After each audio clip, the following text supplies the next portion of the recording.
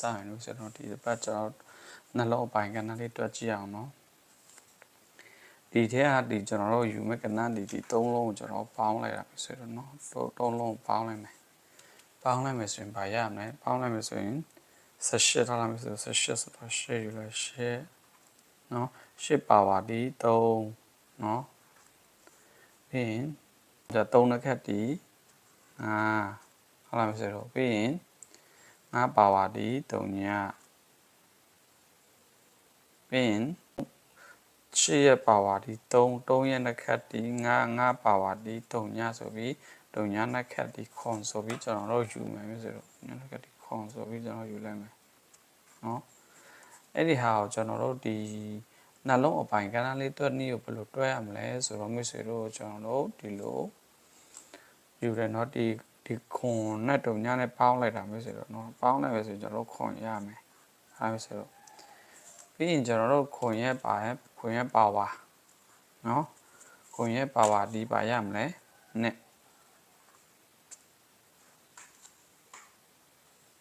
ဒါဆိုကျွန်တော်တို့တွက်ယူမဲ့ကဏ္ဍဒီเนาะကျွန်တော်တွက်မဲ့ကဏ္ဍဒီလေးလုံးနဲ့ယူလာမိတ်ဆွေတို့လေးလုံးယူလိုက်တယ်เนาะအလုံးပါကဏ္ဍဘယ်လိုတွက်လိုက်မလဲဆိုတော့သူကတုံညခွန်ဆိုနှလုံး8တုံညခွန်မယူနော်တုံညနဲ့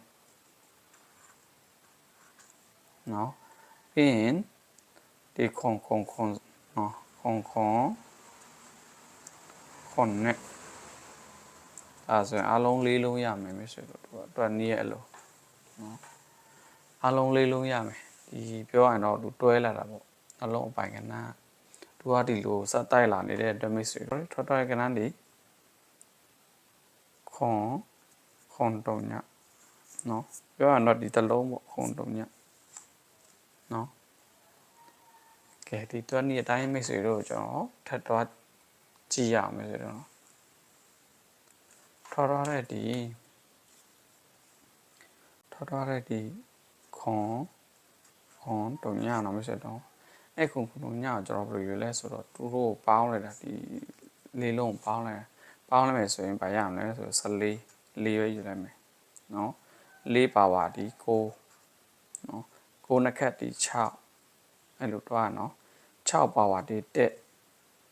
ဘယ်နှမပါဝါနဲ့နှစ်ခက်ပြီးပါဝါနှစ်ခက်နဲ့ပြန်ဆုံးနော်1နှစ်ခက်ဒီ8နော်မစတော့နော်အဲ့လိုနော်ပြီးရင်ကျွန်တော်ဘယ်လိုယူလိုက်လဲဒီရန်လုံးပြန်ပေါင်းလိုက်တာမျိုးဆိုတော့ပေါင်းလိုက်ရင်ဘာရမလဲဆိုတော့1နဲ့8နဲ့ပေါင်းခြင်းဒီ9ရမယ်9ရဲ့ပါဝါ4နော်9ပါဝါ4ဒါဆိုရင်ကျွန်တော်တို့ဒီလေးလုံးကိုတွဲယူလိုက်တဲ့အဲ့လိုပဲမျိုးဆိုတော့နော်တွဲလိုက်မယ်ဆိုဘာရမလဲဆိုတော့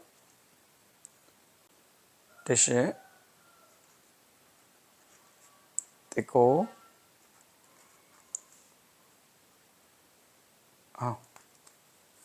ဒီလိုဖြတ်မယ်နော်19 14ဖြတ်မယ်89 84ဖြတ်မယ်မားတယ်ပါမျိုးနော်19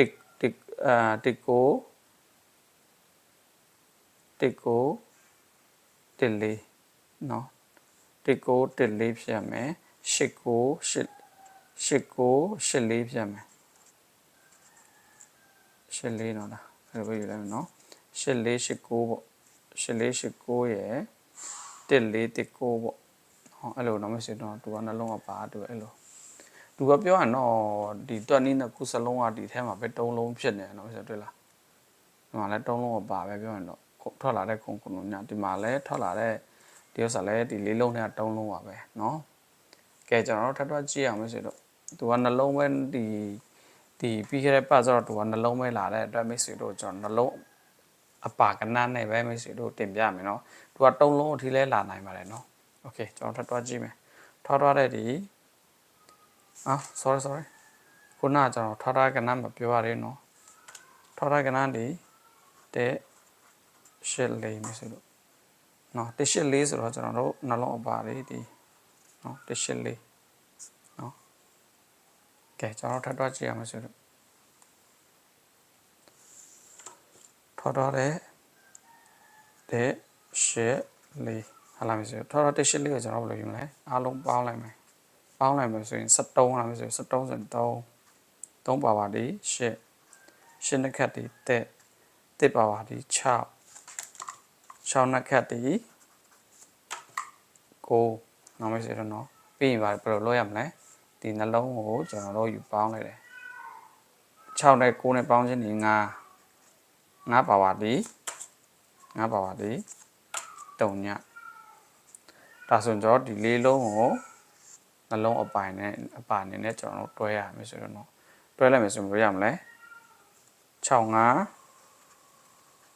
6 3ည95 9 3ညဒါဆိုရင်ကျွန်တော်တို့အားလုံးလေးလုံးရှိမယ်နော်ဒီကထောက်တော့ကဏ္ဍကြည့်မယ်ဆိုရင်ထောက်တော့လဲဆိုတော့ဘယ်ကဏ္ဍဒီ4 9 5ထောက်တော့လဲ4 9 5ဆိုတော့ကျွန်တော်တို့နှလုံးပိုင်ပြီနော်ဒီ9 5တော့ပဲဆိုတော့နော်ကဲဒီတစ်ပတ်အတွက်မိတ်ဆွေတို့နှလုံးအပါကဏ္ဍလေးကျွန်တော်တို့ကြည့်အောင်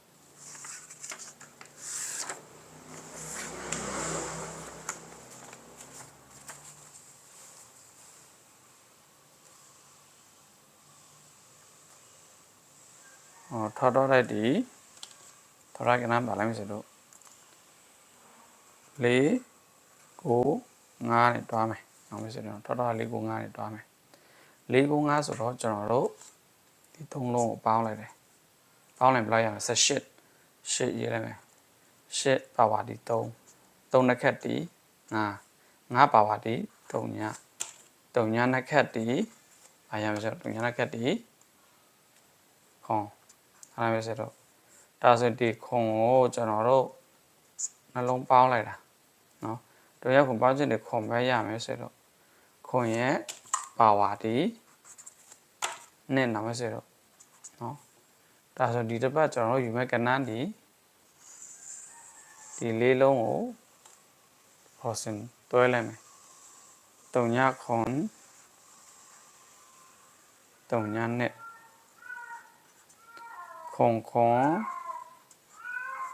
ခွန်နဲ့ဟာလာမယ်ဆိုတော့နော်ဒါဆိုရင်ကျွန်တော်ဒီတစ်ပတ်နှလုံးအပါဒီနှလုံးအပါကဏ္ဍဒီလေးလုံးပဲရှိမယ်နော်ဒီလာမဲ့16ရက်9လ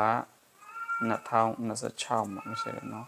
ဒီတော့နေ့လေးကြာရင်တော့မိတ်ဆွေတို့ယူတော့ကစားပေါ့နော်ဒါတော့မြင်တဲ့လောက်တွေ့တဲ့လောက်ကြောင့်မိတ်ဆွေတို့ကိုနှလုံးအပိုင်အနေနဲ့ရင်တော့ပေးမယ်ပြီးရင်ကျွန်တော်ထပ်တွက်ကြည့်မယ်3အပိုင်ကဏ္ဍလေးအပါကဏ္ဍလေးတွေ့ရင်မိတ်ဆွေတို့ထပ်မြောက်ပြီပဲနော်ဒါဒီတလောက်ပဲမိတ်ဆွေတို့နော်